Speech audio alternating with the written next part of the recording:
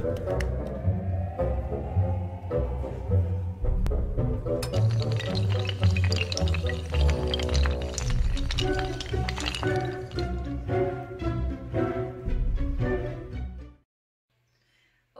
meus queridos, tudo bem com vocês? Vamos lá, gente. Hoje a aula vai ser, eu acho que vai ser mais curta. Vocês já repararam que toda aula eu falo que acho que vai ser mais curta? Então, quem sabe dessa vez é verdade, não é mesmo? Gente, hoje nós vamos falar sobre intemperismo. Intemperismo é uma palavra que eu já falei para vocês. A gente já andou comentando aí um pouquinho sobre essa palavra, né? Esse conceito, esse processo. O que eu não falei para vocês é a pedogênese e uma coisa meio que complementa a outra, tá? Enquanto o intemperismo ele vai ser a desagregação ou decomposição das rochas, a pedogênese vai ser o processo de formação dos solos. Então, digamos que primeiro age o temperismo vai lá e começa a romper a rocha de várias maneiras diferentes, como eu vou mostrar para vocês, e aí depois essa rocha alterada, ela lentamente vai se transformando nos solos, como a gente conhece hoje, tá? Como a gente conhece não, né? Alguns de vocês nunca pegaram no solo, né, gente? Vamos combinar que alguns de vocês aí não podem ver nem grama, nem pisar na grama que tem nojinho, não é verdade? Bom, menos o pessoal da geodésia, porque esses manjam, né? De solo, rocha, esses aí, geralzão. Tô falando verdade? Acho que não, não sei. Gente, vamos lá. Intemperismo e pedogênese. Bom, vamos começar primeiro com o intemperismo. O intemperismo vai ser então esse processo de decomposição das rochas. A gente já viu que nós temos basicamente 3 tipos de rochas. A gente vai ter as rochas cristalinas magmáticas, a gente vai ter as rochas sedimentares e a gente tem as rochas metamórficas, tá? Dentro desses 3 tipos, gente, nós temos uma infinidade de diferentes tipos de rochas, quando eu falo, por exemplo, magmática, a gente tem vários tipos diferentes de rochas magmáticas, vários tipos diferentes de sedimentares e assim por diante. Porque, como a gente viu, várias coisas podem acontecer no processo de solidificação do magma, né, ou dos minerais, e podem fazer uma série de cristalizações diferentes, cores diferentes, né, materiais se agregando de forma diferente. Então isso vai acabar interferindo também no processo de intemperismo ou de decomposição dessa rocha posteriormente.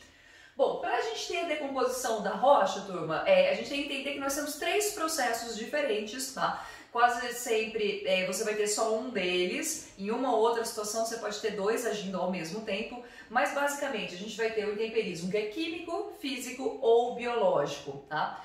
O intemperismo químico, gente, ele vai ser causado por um único fator, água. Tá? Aqui o que vai formar o intemperismo químico vai ser água, principalmente a água da chuva. A água da chuva, conforme ela vai infiltrando nas rochas, e pensem, gente, que às vezes a rocha, mesmo ela sendo extremamente sólida, né, depois de um tempo ela vai começar a apresentar certas rachaduras, certas fissuras. A água, então, ela consegue se infiltrar por essas rachaduras e ela vai agindo como se fosse quando a gente deixa qualquer coisa na chuva mesmo, né? Se você deixar, sei lá, algum tipo de metal, algum material na chuva, com o tempo esse material começa a se desagregar. No caso da rocha é muito semelhante. Você tem a água entrando ali, infiltrando. Essa água, então, ela vai modificar as estruturas químicas dessa rocha, tá? A gente vai ter certos processos químicos. Então, os minerais que originalmente compunham esses cristais, que faziam parte da rocha, eles vão, então, às vezes se transformando em outra coisa, né? Você tem a migração, às vezes, de alguns materiais. E isso vai fazer então com que essa rocha lentamente vá se transformando em uma outra coisa e tudo no final das contas vai se transformar em solos, tá? Então, quando a gente fala de intemperismo químico, o intemperismo químico ele vai ser causado principalmente pela ação da água da chuva. Digo principalmente porque pode ser água também às vezes de rio, pode ficar próximo ali alguma área de rocha ou áreas oceânicas, mas o mais tradicional é principalmente a água da chuva. Nesse caso, gente, é bom lembrar também que o Brasil, como nós somos um país tropical e a gente tem muita ocorrência de chuva, no nosso caso a gente vai ter um predomínio no intemperismo químico, tá? O que acontece no Brasil vai ser principalmente o intemperismo químico. E o intemperismo químico vai fazer com que os nossos solos, quer dizer, os solos brasileiros, eles sejam solos muito profundos, tá? Por quê? Como vai entrando a água, e se você já começa a ter o solo ali em cima, né, significa que a infiltração vai ser talvez até maior do que a gente tinha antes, então infiltra cada vez mais água, né? Se tem a água da chuva, vai ter infiltração, a menos que esse solo seja impermeabilizado. Caso contrário, você vai ter infiltração de água e aí, gente, você vai ter a formação de solos muito profundos. No caso do Brasil, a gente pode ter solos aí de 2, 3, 4, até 5 metros. Se eu pegar, por exemplo, certos tipos de latossolos, que é um tipo específico de solo, ele pode ter aí até mais de 5 metros, tá certo? O outro tipo de intemperismo que ele vai ser muito pouco ocorrido no Brasil, ele vai acontecer só em áreas muito secas, na caatinga brasileira. É o intemperismo que a gente chama de temperismo físico. Tá? O intemperismo físico, gente, ele vai ser um rompimento da rocha. E por ações mecânicas. O que seria ação mecânica? Vamos supor que a gente esteja numa área que é extremamente seca, áreas desérticas. Eu falei a caatinga brasileira, é uma possibilidade. Você vai ter um ambiente, então, que chove muito pouco, e se chove pouco, você não tem intemperismo químico, você vai ter esse outro.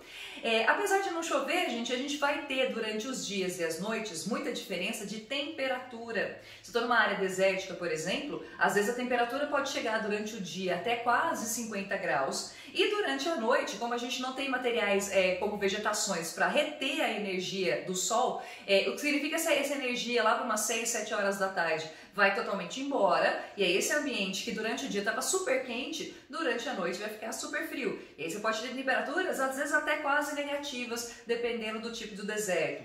Isso vai fazer então que essa rocha ela vai ter que sofrer durante o dia e a noite condições que são muito adversas.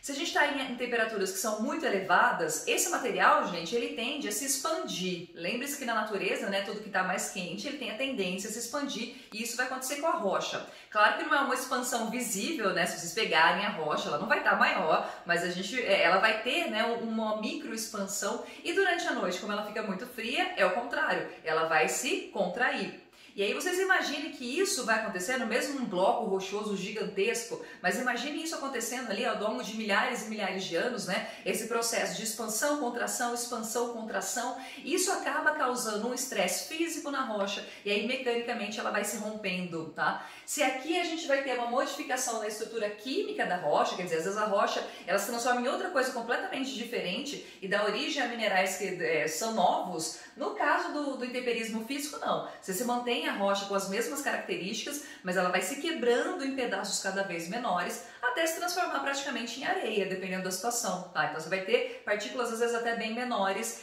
quase no tamanho de grão de areia por conta dessa decomposição física.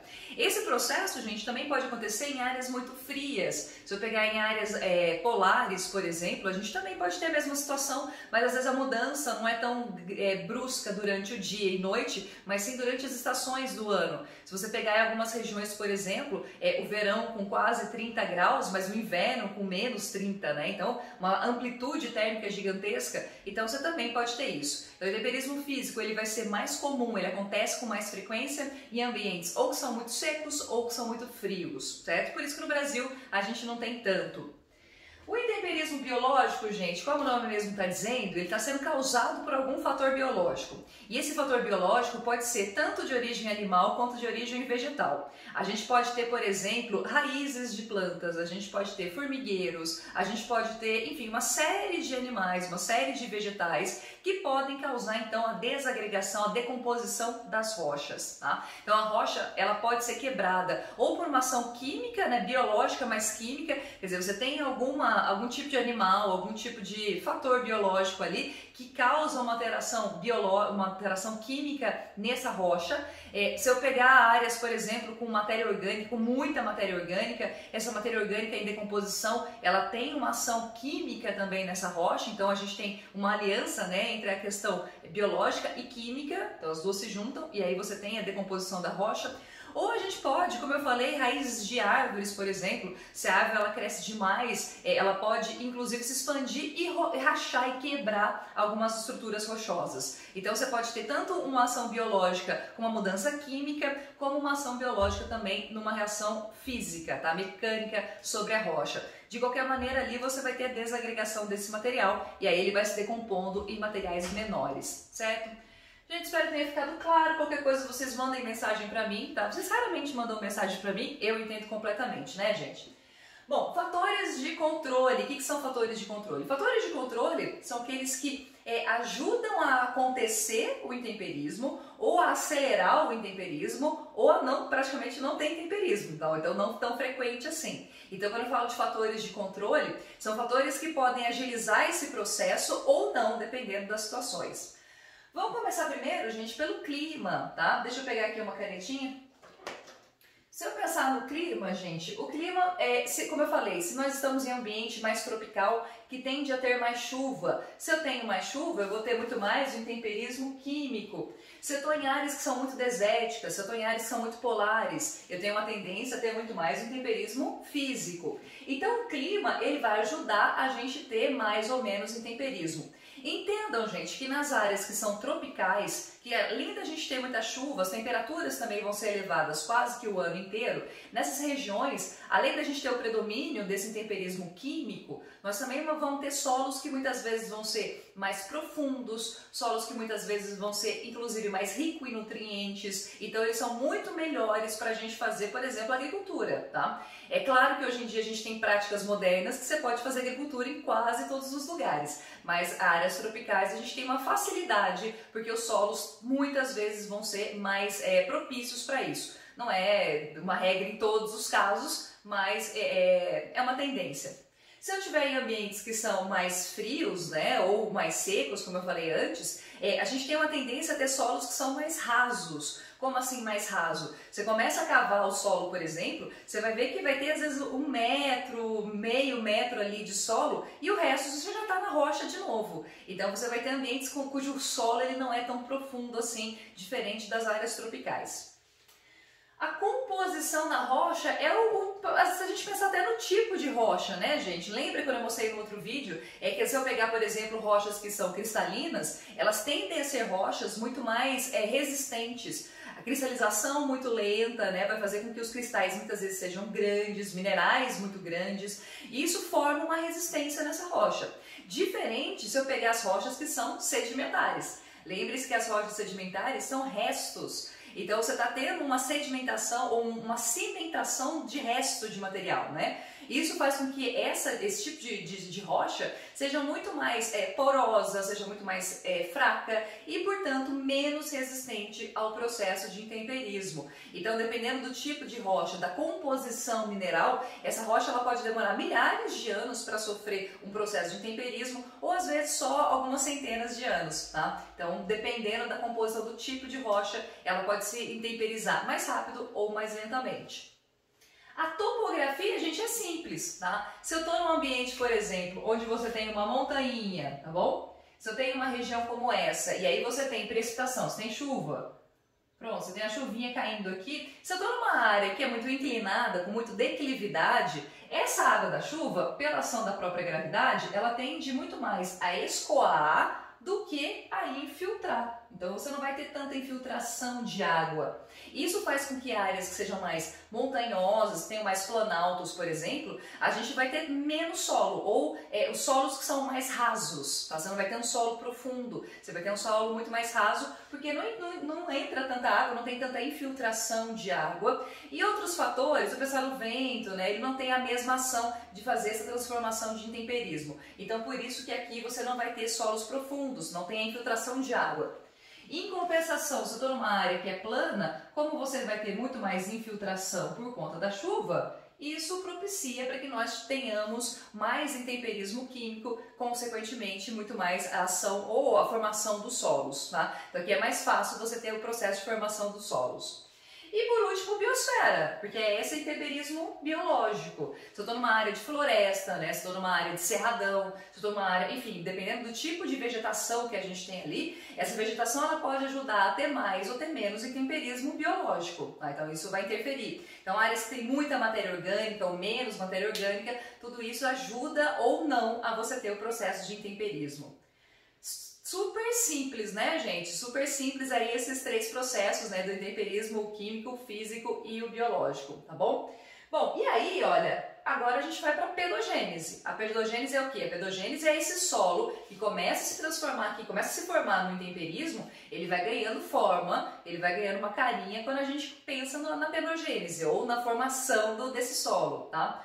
O solo, gente, é também um material sólido, mas ele é inconsolidado, ou seja, quando você pega o solo, a tendência é que ele pode se desfazer na sua mão, diferente de uma rocha, né, que dificilmente você vai quebrar com a mão, acho que ninguém consegue, eu pelo menos não consigo. Agora, se você pegar o solo, você consegue apertando um pouquinho, ele já se desfaz na sua mão, ele esfarela na sua mão. Esse solo, gente, quase todos os solos, eles vão se dividir em 3 camadas diferentes, tá? Deixa eu pegar uma canetinha verde, porque acho que vai ficar melhor, talvez, não sei. Bom, quais são essas camadas? A gente vai chamar, eu tô chamando de horizonte, gente. Horizonte é a mesma coisa que camada, tá bom? Então, quando a gente fala do solo é horizontes e camadas é a mesma coisa. E aí, quando a gente fala dos solos, nós temos basicamente 3 horizontes principais. A gente vai ter um primeiro horizonte, que é a camada mais superficial desse solo. Tradicionalmente, gente, essa camada mais superficial, às vezes ela está em contato, por exemplo, com matéria orgânica, com grama, com árvore. Portanto, aqui tem uma grande chance da gente encontrar esse tipo de material, tá? Então, esse horizonte A, muitas vezes ele vai ser mais fino, tá? Ele não é tão espesso, ele tem alguns centímetros, talvez. E ele vai ser muito rico em matéria orgânica por estar em contato com a superfície. Então, ele tem essa chance de ter mais matéria orgânica. O outro horizonte, gente, é o horizonte B. O horizonte B é o horizonte que vai ficar aqui no meio, tá? E ele vai ser composto basicamente por todo esse material que sofreu intemperismo. Então aqui você vai ter a rocha, mas totalmente decomposta, tá? Muitas vezes aqui, ó, é nesse lugar que a gente, quer dizer, no horizonte A também, mas no horizonte B é onde a gente vai encontrar argila, por exemplo, para fazer trabalhos de artes. Não sei se esse ano vocês fizeram trabalhos de artes com argila, tá? Às vezes a gente faz. A gente vai encontrar areia. E a gente pode encontrar um outro material que é menos famoso, mas também existe, que é o silt, tá? Então esses 3 materiais, eles formam uma certa composição ali e está muito presente no horizonte B, tá? O outro horizonte, ó, deixa eu colocar o nominho aqui para vocês não confundirem. Então aqui é o horizonte A, aqui é o horizonte B, e esse horizonte aqui é o horizonte C, a gente vai chamar de horizonte de alteração, ou a rocha alterada. O que seria essa rocha alterada? Aqui, gente, nós vamos ter ainda partes da rocha, quer dizer, se você escavar muito profundamente, você ainda vai encontrar a rocha que deu origem a esse solo. Só que essa rocha ela já está alterada, ela já começou a sofrer o processo de intemperismo. Então, quer dizer, ela não apresenta nem as características principais dela como sendo rocha, quer dizer, tem a feição dela, mas ela já está se modificando, mas ela também ainda não é solo, tá? Então, no horizonte C, você tem um horizonte de transição. É ali onde está acontecendo esse processo de intemperismo. É basicamente ali que está tendo o intemperismo.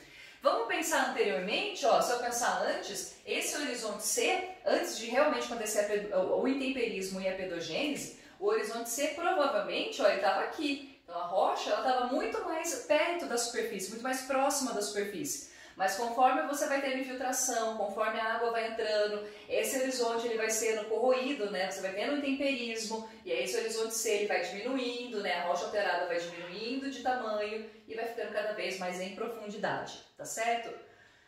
Amores, eu acho que é isso mesmo, hein? Acho que era bem isso que eu queria falar pra vocês, tá? Você sabe que eu me senti um pouco culpada de falar do pessoal da geodésia, né? Porque parece que eu nunca falo do pessoal de mecânica, nunca falo do pessoal de qualidade, nunca falo do pessoal de informática. Fico chateada, viu, gente? Desculpa, tá bom? Não é que eu não tô lembrando de vocês, não. É que como essa matéria de geografia física, eu sei que o pessoal da geodésia tem muito mais proximidade, tá bom? Nem sei se todos gostam, mas eu sei que tem muito mais proximidade, tá?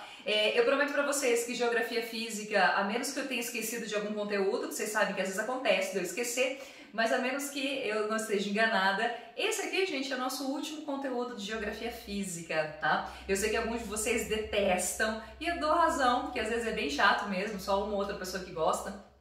Mas por enquanto é só. E aí a gente vai começar outra matéria bem diferente dessa daqui, tá bom? Eu sei que a gente tá no finalzinho, na reta final, mas aí a gente vai entrar num outro assunto, até pra gente começar o assunto também do ano que vem. Olha eu já pensando em 2021. É porque 2020 já era, né?